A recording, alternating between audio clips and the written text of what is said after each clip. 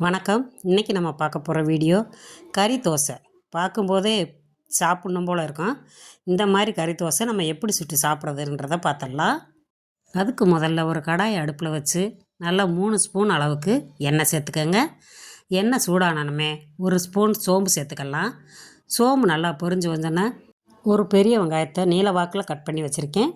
அதையும் சேர்த்து போட்டு நல்லா வதக்கிடுவோம். இது நல்லா கண்ணாடி பாத்திரத்துக்கு வதங்குற வரைக்கும் நம்ம வதக்கிடணும். வெங்காயம் நல்லா வாசம் வர்ற வரைக்கும் நம்ம வதக்கினா தான் குழம்பு நல்லா டேஸ்டியாக இருக்கும். வெங்காயம் வதங்கும் போதே கொஞ்சமாக உப்பு சேர்த்துக்கலாம். உப்பு சேர்த்துட்டு ஒரு பெரிய தக்காளி பழம் பொடியாக கட் பண்ணி அதையும் சேர்த்து நல்லா வதக்கிடலாம். தக்காளி வெங்காயத்தையும் நல்லா வதக்கிடுவோம். வதக்கிட்டு அது ஒரு பவுலில் எடுத்துக்கலாம். இப்போ அதே கடாயில் ஒரு 200 பொடி பொடியாக கட் பண்ண மட்டன் சேர்த்துக்கிறேன். இந்த மட்டனை நல்லா வதக்கிடலாம். எண்ணெய் ஊற்ற தேவையில்லை, கடாயில் இருக்க எண்ணெயே போதும். இதை நல்லா சுருள வதக்கிடலாம். வதக்கிட்டு மட்டனுக்கு தேவையான அளவு கொஞ்சமாக உப்பு சேர்த்துக்கங்க. உப்பு சேர்த்துட்டு ஒரு 1/4 டீஸ்பூன் மஞ்சள்தூள், 1 டீஸ்பூன் வீட்டு மிளகாப்பொடி போட்டிருக்கேன். கரம் மசாலா 1 ஸ்பூன் சேர்த்துக்கங்க. மிளகு பொடி 1 ஸ்பூன் சேர்த்துட்டு இதை நல்லா வதக்கிடுவோம். இப்போ ஒரு 2 ஸ்பூன் அளவுக்கு இஞ்சி பூண்டு விழுது சேர்த்துக்கலாம். அதையும் சேர்த்துட்டு நல்லா வதக்கிடுவோம். இதை நல்லா வதக்கிட்டு கொஞ்சமாக ஒரு 2 ஸ்பூன் அளவுக்கு எண்ணெய் சேர்த்துக்கலாம். எண்ணெய் சேர்த்து நல்லா வதக்கிடுங்க. வதக்கிட்டு ஒரு 3/4 டம்ளர் தண்ணி ஊற்றி இதை ஒரு மூடி போட்டு வேக வச்சிடலாம். இது வெந்துக்கிட்டு இருக்கட்டும். இப்போ நம்ம மசாலாவை அரைச்சிருவோம். இப்போ வெங்காயமும் தக்காளி பழத்தையும் நம்ம வதக்கி வச்சுருந்ததை ஒரு மிக்சி சாரில் சேர்த்து இதை அப்படியே நல்லா அரைச்சி எடுத்துருவோம். அரைச்சிட்டு கொதிக்கிற மட்டனில் சேர்த்து கொதிக்க விட்டுருங்க. வதக்கின வெங்காயமும் தக்காளி பழத்தையும் நம்ம அரைச்சி ஊற்றும்போது டேஸ்ட்டு வேறு லெவலாக இருக்கும். இதை நல்லா மறுபடியும் மூடி போட்டு மூடி வச்சிடலாம். ஏன்னா மட்டன் வேகிறதுக்கு கொஞ்சம் லேட் ஆகும். இப்போ பாருங்கள், நல்லா வெந்துருச்சு. இறக்க போயில் ஒரு கொத்தமல்லி தழை ஒரு கொத்து போட்டு அடுப்பு ஆஃப் பண்ணிவிட்டு இறக்கிடுவோம்.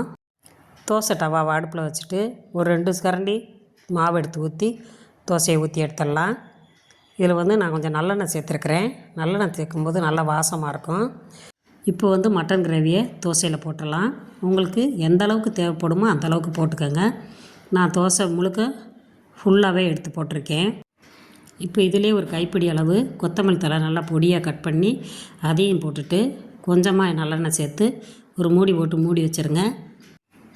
இப்போ பாருங்கள், மொறுமொறுப்பான கறி தோசை ரெடி ஆயிடுச்சு. இதை 2 பக்கமாக பரட்டி போட்டு நல்லா முருக விட்டு எடுத்துருங்க. மொறுமொறுப்பான கறி தோசை ரெடி ஆயிடுச்சு. இப்போ முட்டை கடாயை அடுப்பில் வச்சுருக்கேன்.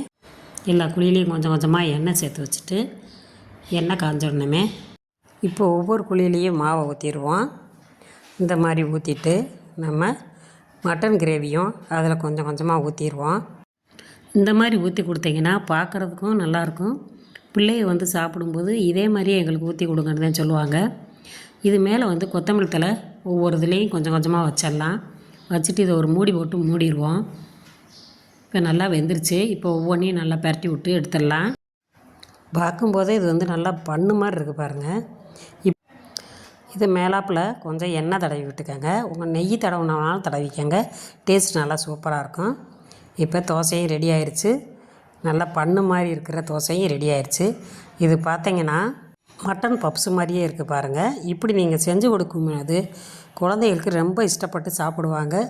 இதே மாதிரி நீங்களும் உங்கள் வீட்டில் செஞ்சு பாருங்கள். செஞ்சு பார்த்துட்டு நம்ம வீடியோவுக்கு ஒரு லைக் போடுங்க. மறக்காமல் அமிர்தம் அம்மாள் சமையலை ஒரு சப்ஸ்கிரைப் பண்ணிடுங்க.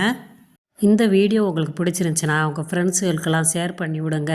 மறக்காமல் பெல் பட்டனை தட்டிடுங்க. தேங்க்யூ.